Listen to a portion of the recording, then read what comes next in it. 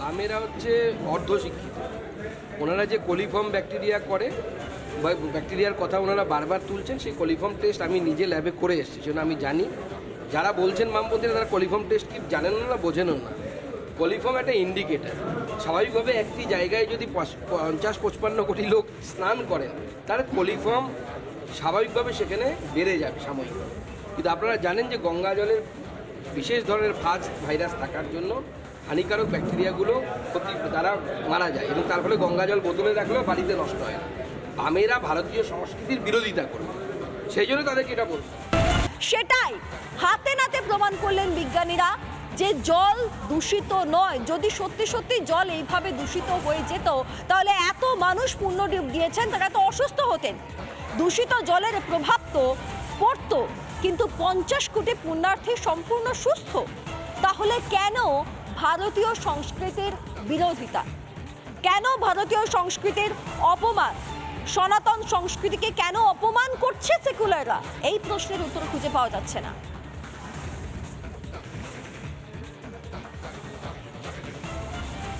আমরা এক বিজ্ঞানীর, অজয় শঙ্কর বিজ্ঞানী কি বলছেন আমরা আপনাদেরকে শোনাবো।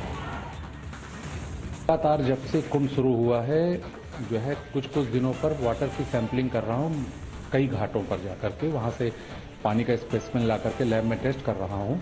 तो आज तक मुझे इस तरह की बैक्टीरियल ग्रोथ जो कि रोगमय हो, ये मुझे देखने को नहीं मिली।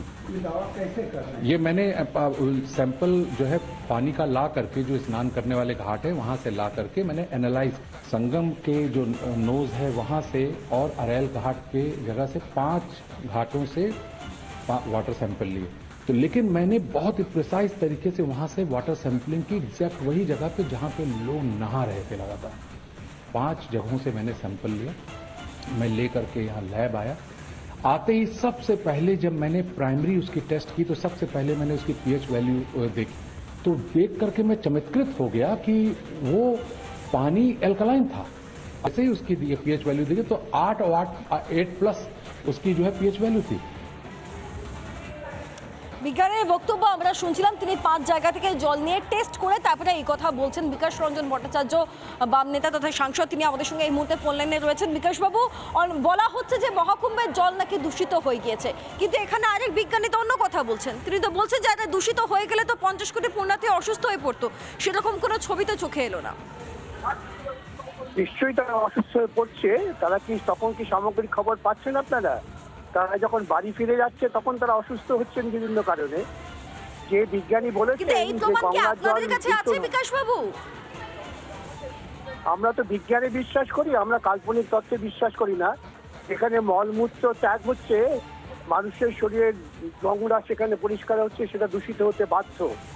এটা প্রশ্ন করছি, ভালো কথা আপনারা বিজ্ঞানে বিশ্বাস করেন, কিন্তু বিজ্ঞানী বলছেন তিনি 5 জায়গা থেকে স্যাম্পল টেস্ট করেছেন, তারপর তিনি বলছেন যে না সেরকম দূষিত হয়নি।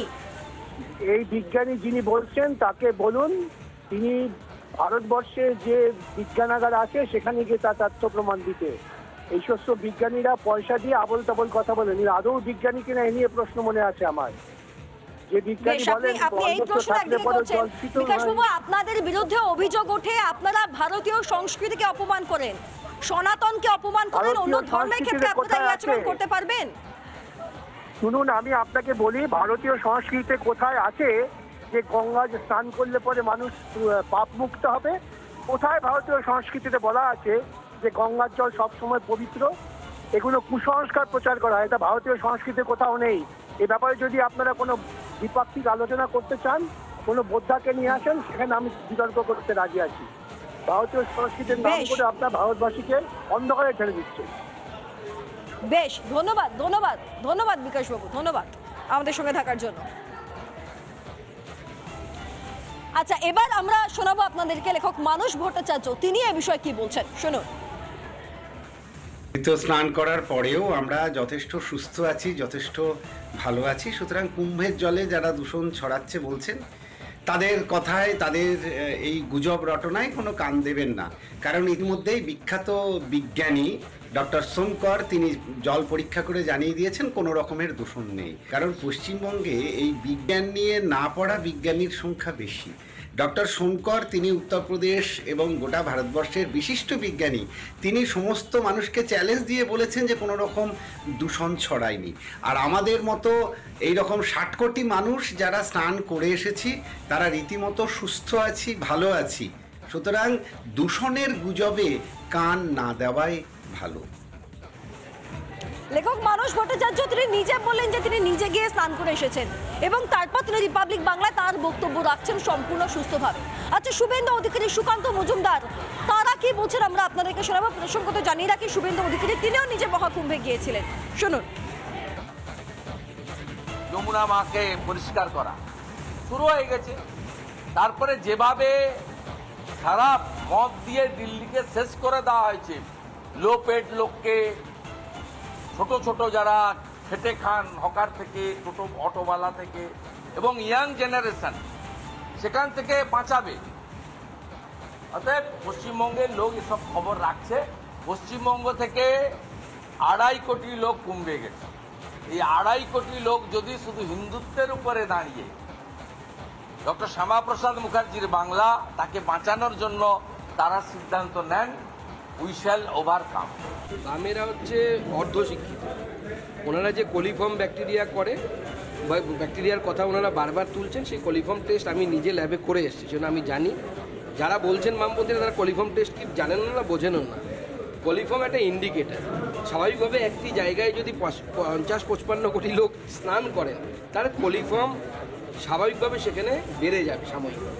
কিন্তু আপনারা জানেন যে গঙ্গা জলের বিশেষ ধরনের ফাজ ভাইরাস থাকার জন্য হানিকারক ব্যাকটেরিয়াগুলো তারা মারা যায় এবং তার ফলে গঙ্গা জল বোতলে রাখলেও বাড়িতে নষ্ট হয় না। বামেরা ভারতীয় সংস্কৃতির বিরোধিতা করবে, সেই জন্য তাদেরকে এটা বলবো। নানা ধরনের কন্টেন্ট দেখার জন্য লাইক করুন, শেয়ার করুন আমাদের ফেসবুক পেজ, সাবস্ক্রাইব করুন আমাদের ইউটিউব চ্যানেল। পাশাপাশি অন্যান্য ব্রেকিং নিউজের জন্য অবশ্যই চোখ রাখুন রিপাবলিক বাংলায়।